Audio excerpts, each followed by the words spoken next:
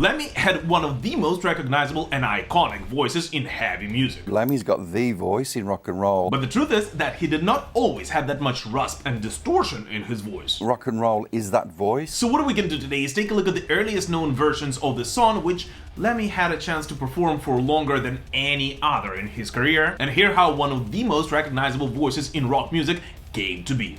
Here you go.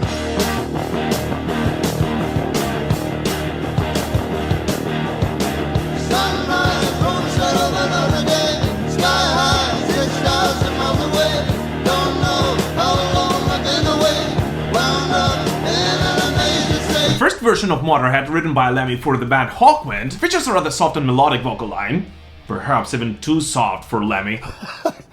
Yeah. And so one might think that it was after Lemmy was kicked out of Hawkwind in May of 1975 that Lemmy decided to switch his singing style for his then new band of the same name. But if we take a look at the very first show performed by Motorhead, which happened on the 20th of July in 1975 in London, we can hear that although the instrumental part of Motorhead is rather sped up and a bit heavier than the original version, Lemmy's vocal part actually sounds pretty much exactly the same as it did in Hawkwind.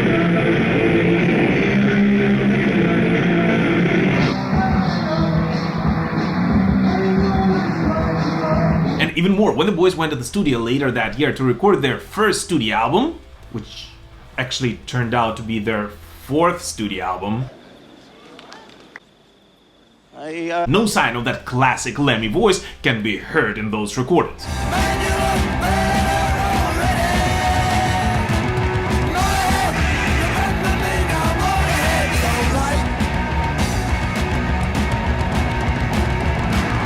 And this has actually been the case for the first almost 2 years of existence of Motorhead, until the early 1977, when the band hired their new guitarist Fast Eddie Clarke, the departure of the guitarist Larry Wallace, and the final gig, which the band was supposed to play on the 1st of April in Marquee in London, after which, as a final door slam for the band, they decided to record the songs they've been playing live for almost 2 years in the studio.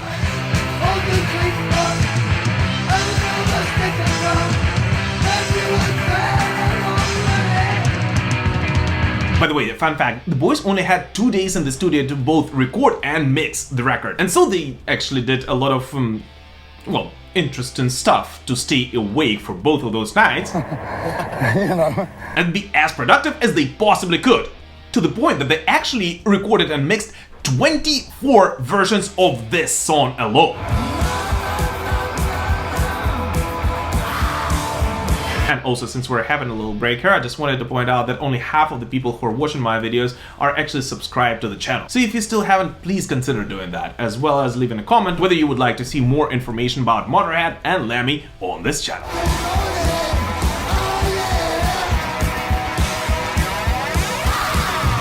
But either way, it is only after the second half of 1977, and after presumably hearing how he actually sounded like in the studio, that Lemmy started to use as much distortion on his voice as he possibly did on his bass while playing live. Most bass players sound like this,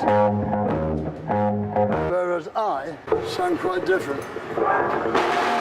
With some of the recordings in 1978 still sounding like he's trying hard to incorporate that sound into his live performance. And only by 1979 he was able to fully sound the way we know Lemmy to sound. And that sound, of course, only matured since then.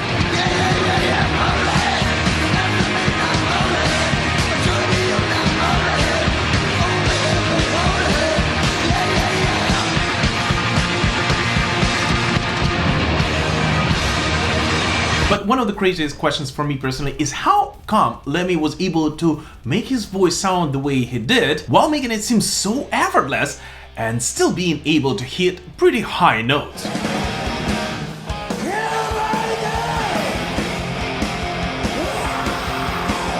And I actually think that it might be those 2 early years, from 1975 till 1977, of him abusing and distorting his voice that made it to be a pretty permanent situation. Although in one of the early 1980s interviews, he actually jokingly pointed out that before going on stage he drinks a full gallon of milk to sound like that. Which we all know is not true. I don't drink milk, and I never will. You asshole. But anyways, thank you so much for watching, guys, and thank you so much for supporting me, this channel, and Ukraine through this very, very difficult time. And don't forget to let me know whether you would like to see more Motorhead episodes on this channel. We will prevail. Slava Ukraini!